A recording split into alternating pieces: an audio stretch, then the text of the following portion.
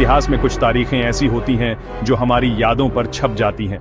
9 सितंबर 1913, जब German navy का गर्व ज़ेपेलिन LZ-14 उत्तरी सागर के ऊपर रहस्यमयी तरीके से गायब हो गया।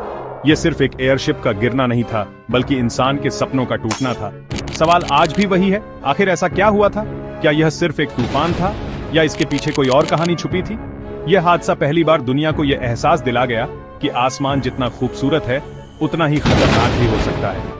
इस कहानी में ड्रामा है, सस्पेंस है और हैरतअंगेज दिलेरी भी। हम जानेंगे कि कैसे एक रूटीन मिशन इतिहास की सबसे बड़ी हवाई त्रासदी में बदल गया। ज़ेपेलिन LZ-14 उस वक्त की इंजीनियरिंग का चमत्कार था।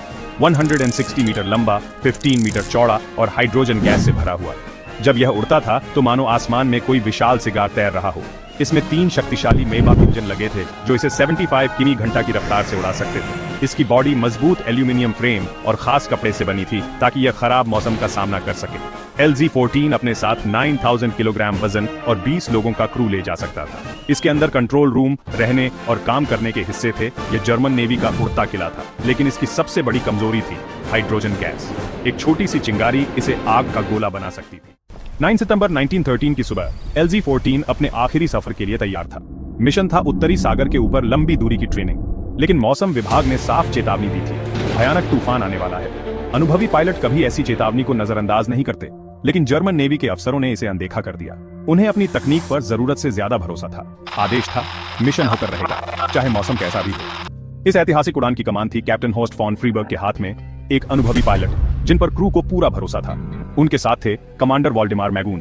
दोनों जानते थे कि मिशन खतरनाक है, लेकिन उन्हें अपने अनुभव और एयरशिप की ताकत पर यकीन था। जैसे ही LZ-14 ने उत्तरी सागर के ऊपर उड़ान भरी, मौसम तेजी से बदलने लगा। आसमान काले बादलों से घिर गया, हवाएं तेज हो गईं और बारिश की मोटी बूंदें एयरशिप से टकराने लगी।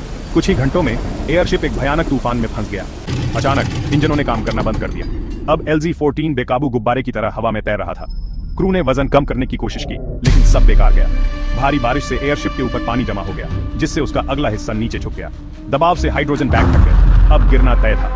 कंट्रोल रूम में बैठे फॉन फ्रीबर्ग और मैगून समझ चुके थे कि खेल खत्म है। उन्होंने क्रू को जहाज छोड़ने का आदेश दिया।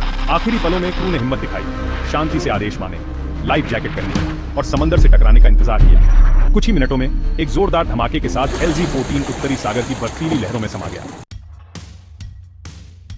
हादसे के वक्त LZ-14 पर 20 लोग सवार थे।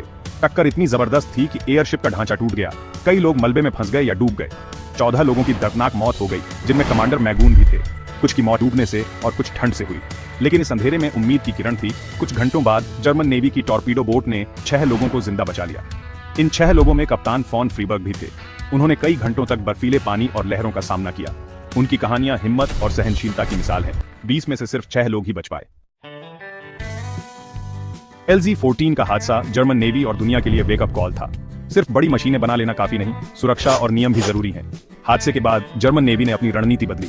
मौसम की चेतावनियों को अनदेखा करना अब मना था। एयरशिप के डिजाइन में सुधार किए गए, ढांचे को मजबूत किया गया, पानी की निकासी के बेहतर सिस्टम लगाए गए। सबसे बड़ा सबक था, तकनीक कितनी भी एडवांस हो, कुदरत के आगे इंसान हमेशा छोटा रहेगा। अब मिशन की प्लानिंग में सुरक्षा को सबसे ऊपर रखा गया। यह हमें याद दिलाती है कि प्रगति की राह में कुर्बानियां भी देनी पड़ती हैं। उन बहादुरों की विरासत आज भी जिंदा है, हर उस उड़ान में जो सुरक्षित अपनी मंजिल तक पहुंचती है।